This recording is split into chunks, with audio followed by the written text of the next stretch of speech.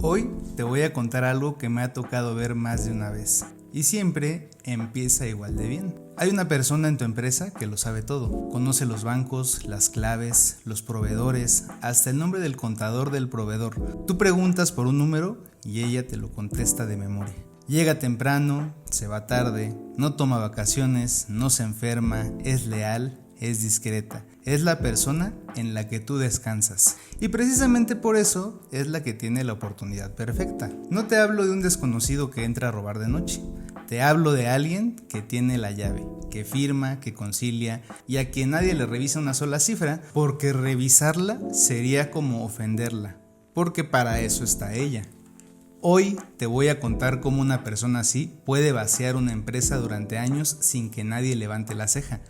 Y por qué cuando por fin se descubre, el dueño no se queja del dinero, se queja de una frase que él mismo repetía con orgullo. Soy Irvin Arellano y esto es Vega MacGregor Arellano Podcast. Quédate porque apenas empezamos.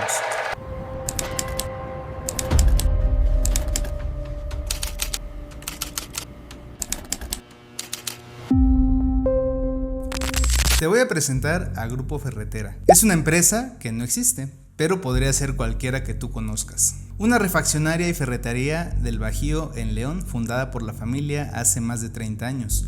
Unos 180 empleados, 3 sucursales, buena reputación con los proveedores, con clientes que llevan décadas comprándoles. Una empresa sana de las que crecen sin hacer ruido.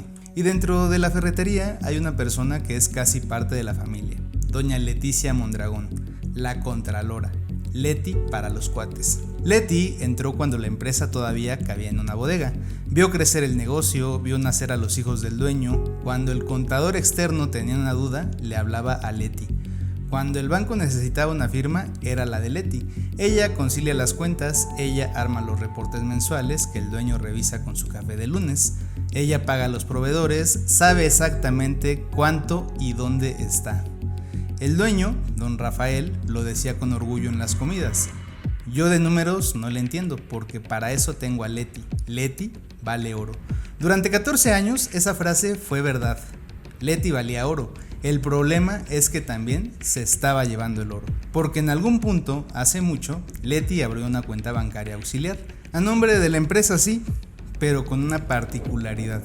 La única que firma las autorizaciones era ella. Nada más la veía, no aparecía en los reportes de lunes. Era una cuenta que existía solo para sus ojos. Y a esa cuenta empezaron a llegar pagos a proveedores que sonaban normales, distribuidora de herrajes del centro, servicios logísticos del Bajío, facturas con su folio, su sello, su importe razonable, aparentemente proveedores que prestaban servicios reales a una empresa que de verdad existía. Solo que esos proveedores no existían, los inventó Leti y el dinero que la empresa les pagaba caía en esas cuentas, ella controlaba y de ahí salía su vida. Esto que te acabo de narrar con nombres inventados ocurrió de verdad, a una escala que cuesta creer. Quizá recuerdes el caso de Dixon, un pueblo pequeño de Illinois en Estados Unidos.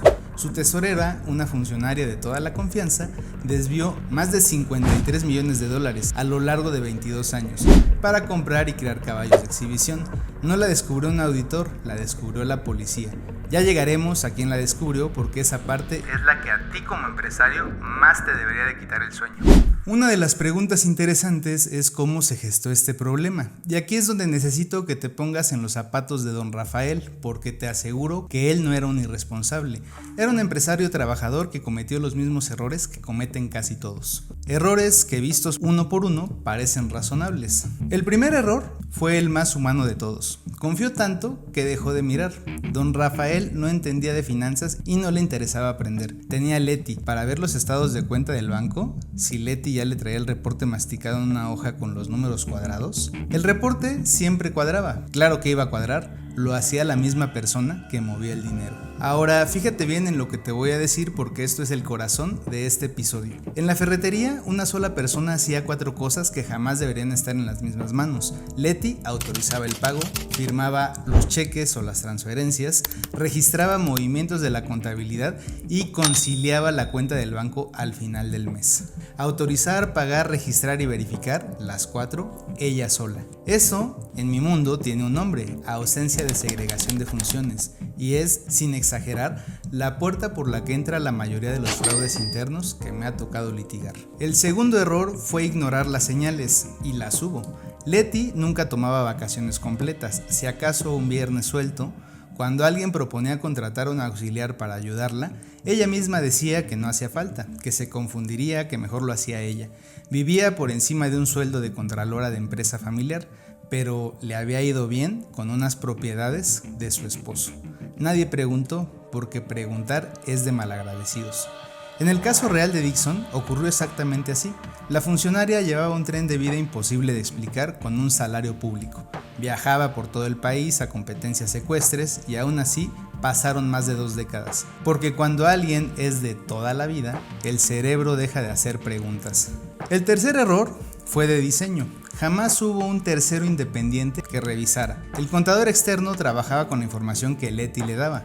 El banco mandaba los estados de cuenta a un correo que Leti controlaba. El dueño confiaba en el reporte que Leti redactaba.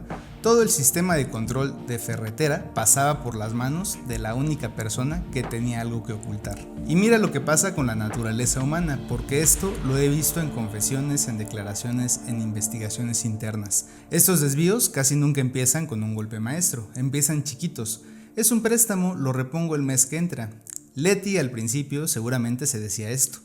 Tomaba un poco, pensaba devolverlo, pero nadie lo notó. Y cuando uno toma y nadie lo nota, la pregunta deja de ser ¿me van a descubrir? Y se convierte en ¿de cuánto soy capaz? Los montos crecieron de miles a decenas de miles, de decenas de miles a millones a lo largo de los años, porque el único freno que existía era su propia conciencia, y esa, con el tiempo, se acomoda. Lo interesante aquí es cuando aparece el problema penal. 14 años, así de largo fue el silencio en la ferretería. ¿Y sabes cómo se rompió? No por una auditoría brillante, no por una denuncia anónima. Se rompió por algo tan simple como una incapacidad médica. Leti se enfermó. Una cirugía, una recuperación larga, varias semanas fuera. Y por primera vez en 14 años, alguien más tuvo que sentarse en su silla y mover las cuentas. Pusieron a una empleada del área administrativa a cubrirla, una mujer cuidadosa, ordenada, que solo quería hacer bien el trabajo mientras Leti volvía. Para cerrar el mes, como Dios manda, hizo lo más natural del mundo. Le llamó al banco y pidió los estados de cuenta completos de todas las cuentas de la empresa. Todas. Y ahí aparece una cuenta que ella nunca había visto en ningún reporte. Con movimientos, con depósitos, con pago a proveedores que cuando los fue a buscar no tenían domicilio, no tenían teléfono, no existían. En el caso de Dixon, la empleada que la suplió encontró ese mismo rastro y al jalar el hilo dieron con cientos de depósitos en una sola cuenta secreta. Esa empleada no era contadora forense, era una persona honesta haciendo su trabajo y eso bastó. A partir de ese momento, esto deja de ser un asunto de oficina y se vuelve un asunto penal. Aquí quiero que entiendas bien la secuencia porque es la que viven mis clientes cuando me hablan. Normalmente de noche y con la voz temblando. Lo primero que hace una empresa seria es una investigación interna. Idealmente con abogados externos para entender la dimensión real antes de mover una sola ficha. ¿Cuánto se fue? ¿Cómo? ¿Desde cuándo? ¿Qué documentos lo prueban? Porque una denuncia armada con coraje y sin pruebas ordenadas se les puede caer encima. Después viene la denuncia ante la fiscalía. Aquí los delitos tienen nombre y apellido en nuestra ley. Lo que hizo Leti en términos del derecho penal mexicano es administración fraudulenta.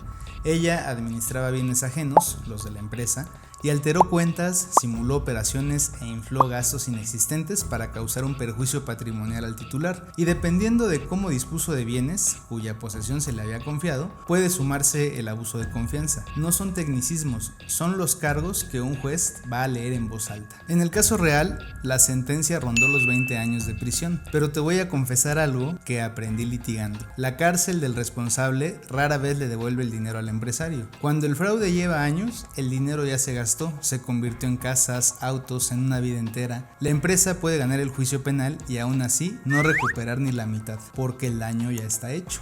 Ahora déjame cambiarte el ángulo, porque esta es la parte en la que llevo años parado profesionalmente. Cuando un caso así llega a la fiscalía, el agente del Ministerio Público no ve una traición ni un drama familiar, ve un rompecabezas patrimonial y empieza a buscar las piezas que lo arman sola. ¿Qué es lo primero que observa la autoridad en un fraude interno? El rastro del dinero. Y en estos casos, el rastro es casi insultantemente claro, porque el responsable confió en que nadie iba a mirar nunca. La evidencia decisiva en el caso real y en los que me ha tocado ver son los estados de cuenta bancarios.